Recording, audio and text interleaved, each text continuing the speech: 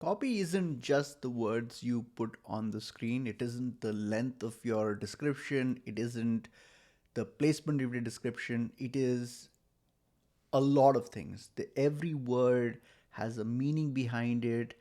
The tone of the copy has should have very specific intentionality. So I'm going to show you guys an example of how I approach copy and actually a piece of copy that I wrote to get your to so you can kind of see my process. So I'm on this product page for Canada Goose. Great brand, does amazingly well. If I'm not mistaken, this is one of their prominent products and they sell a lot of this. And so obviously, I wanted to kind of focus my attention on this page. And the page itself has very kind of not a lot of copy. So their style is to kind of just focus on images and talk about the thermal rating and stuff like that. And one of the things that we have to do as copywriters is we need to figure out like what are some of the things I can hold on to construct a story. And so I was reading the description, which is very short. It says Expedition is the original extreme weather parka developed for scientists. Developed for scientists. So this right there got my attention. Working in the McMurdo Station, Antarctica. And I was like, that's such a specific location. I can kind of work with this. And I was paying attention to the aesthetic. This is something that we have to pay attention to as copywriters as well. What is the aesthetic for the brand? Clearly, they don't have a ton of copy. So if I went to them and I said, here is a 3,000 page description for the product, it's not going to work with them. The other thing is that they're not, if you pay attention to the description, you'll realize that it is, first of all, it's minimal, but it's really not bragging about how amazing their product is. So like they're being a little more subtle about how they talk about their product. That was the vibe that I got. And so I thought about, okay, well, if I'm going to construct a pitch, I need to kind of play in that subtle range because that's really what they want. But I have to also look, I'm a sales guy. My job is to write copy that gets people to buy this product. So I had to construct a sales pitch that also did some selling. So here's what I came up with, and I'll let you judge if you like it or not.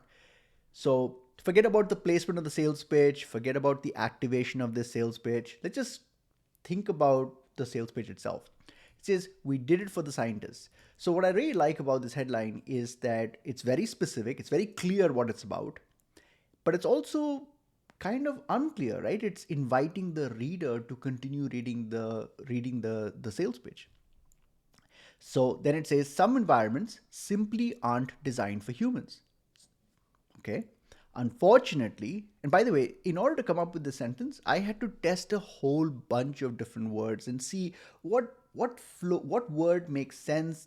How much complexity do I want to inject into this? How long should the length be? There's poetry to all of these word choices.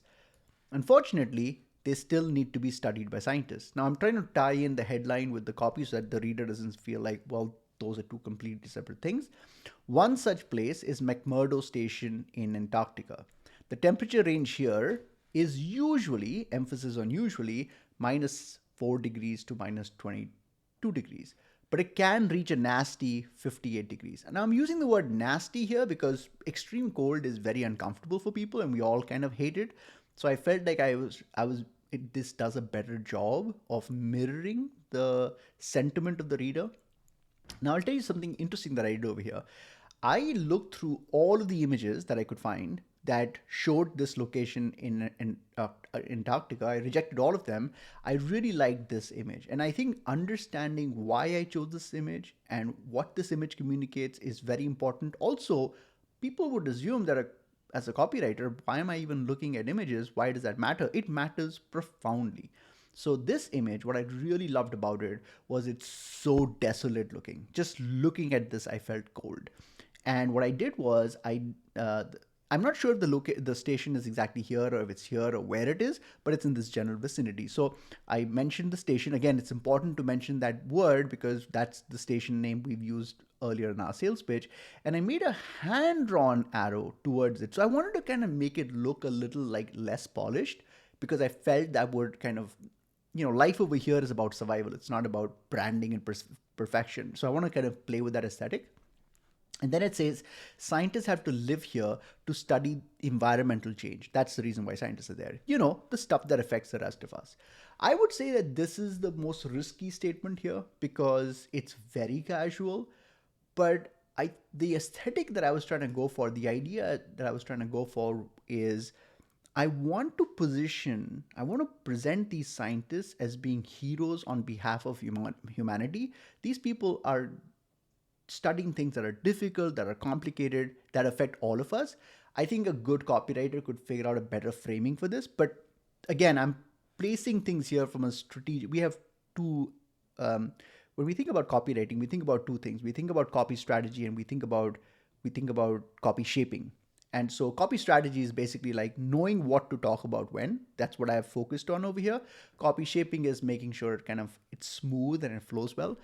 And they don't just pop in, they stay 6 to 8 months at a time. So scientists who stay in this location stay for a long time. And I'm trying to play up on this idea. And then it says they use this expedition parka heritage. What's really interesting is that this entire sales pitch does not talk at all about the product except for that last line.